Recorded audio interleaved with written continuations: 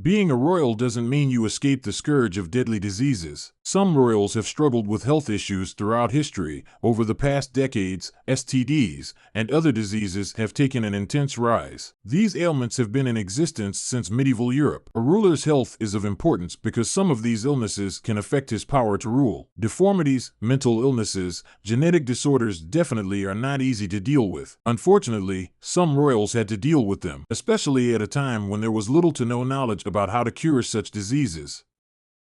Hi, welcome back to History Rediscovered. Remember to support our channel, please subscribe. In this episode, we discuss the deadly diseases that affected royals throughout history, ranging from STDs to other diseases. Henry VIII Tudor and his wives were never treated against syphilis. Henry was the second and one of the most powerful Tudor monarchs, succeeding his father Henry VII from 1509 until his demise in 1547. Henry was a strong man best known for his 6 tragic and abusive marriages. Apart from killing some of his wives, Henry had a very promiscuous lifestyle and had physical and mental issues which lead many scientists to suspect him of having syphilis. His mental issues might have been the reason why he choked his wives' heads and executed literally anyone who was against him. Henry caused more than 10 pregnancies with his multiple wives and other untold mistresses that we may never know of. Unfortunately, only 4 of these pregnancies made it to live births. The others resulted in stillbirths and miscarriages. Many theorists suggest that his ulcer of 1527 was a broken down gumma, a symptom of tertiary syphilis. But the leg is an unusual location of a gumma, and this ulcer was painful whilst gummata are not, therefore we cannot be sure. The disease can cause miscarriages and stillbirths. Fortunately, there was no sign of syphilis in his children. There are many possible explanations pertaining to his demise. His last days were filled with immense pain. Henry VIII passed on January 28, 1547, bedridden, his room filled by the smell of his ulcerated legs. It is estimated he was eating 5,000 calories or more a day. He became morbidly obese, tipping the scales at almost 400 pounds when he died. Unfortunately, these diseases were unknown to his doctors at that time. Henry had the misfortune of living in a time without antibiotics or painkillers and little to no medical knowledge. Tsar Ivan IV might have had syphilis. Also known as Ivan the Terrible, was the ruler of the Russian Empire from 1530 to 1584. He is credited for expanding the country of Russia into the Russian Empire, and he was one of the most intelligent rulers known to history. But Ivan the Terrible is one of the most brutal leaders in history, also prone to paranoia and rage. When you hear his name, it literally sends shivers to your spine.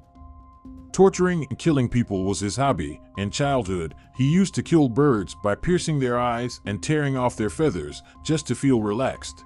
Bro, that's scary. Ivan may have had syphilis because in 1963 scientists exhumed the remains of Ivan, which were buried at the Kelmisvy Chapel in Moscow, now the capital of Russia. After several tests on his remains, it was discovered he had high levels of mercury. Mercury at that time was used to treat ailments like syphilis and leprosy. It is known that since the end of the 15th century, mercury in Russia was used exclusively to treat syphilis. Because of his multiple partners, many scientists suggest that he had syphilis. He married 8 times, although only 4 of his wives were recognized by the church. He had 3 of his wives poisoned, possibly by his enemies. 1 was drowned and 2 were sent to a convent. He further battled rheumatoid arthritis, and his bones showed signs of syphilic arthritis. It is with no doubt that during the reign of Ivan the Terrible, syphilis walked around Moscow. According to Jerome Garci, who personally knew the Russian Tsar, Ivan bragged about the fact that he had corrupted 1,000 virgins and that thousands of his children were deprived of their lives. Ivan died from a stroke on March 28, 1584, aged 53, while playing chess with Bogdan Belsky, a Russian government official.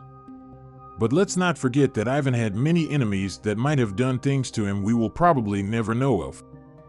Prince Leopold, Queen Victoria's son, had hemophilia. Victoria was the Queen of the United Kingdom of Great Britain and Ireland from June 20, 1837 until her demise in 1901. She reigned for a little over 63 years, making her one of the longest reigning British monarchs. Queen Victoria married her first cousin Prince Albert of Saxe-Coburg and Gotha in 1840. Victoria herself was a carrier of hemophilia, a disorder characterized by a lack of blood clotting proteins.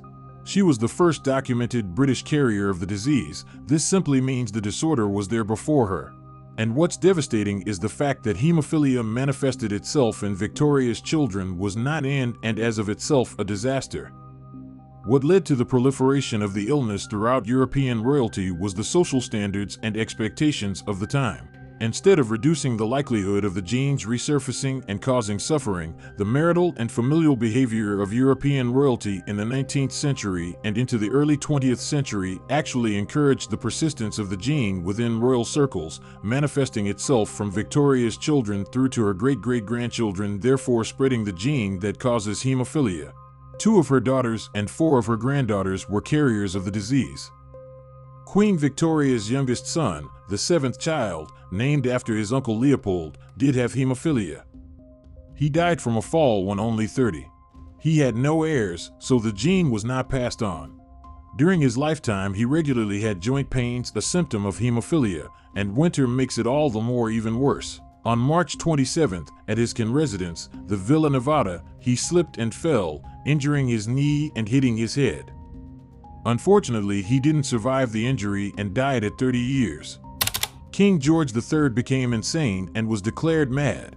Until he suffered bouts of insanity late in his life, he was actually a very effective ruler.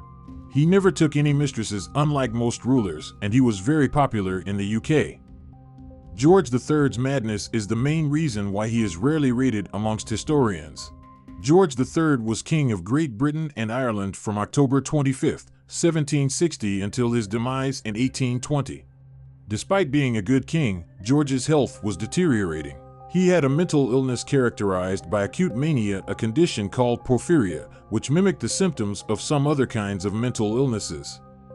He was put through a whoring regime of violent treatments, freezing baths, head shaving, and cutting into the skull, beatings, confinement to a cell meant to shock out the devils by the 2 Dr. Willises, just as later patients were treated with electric shocks.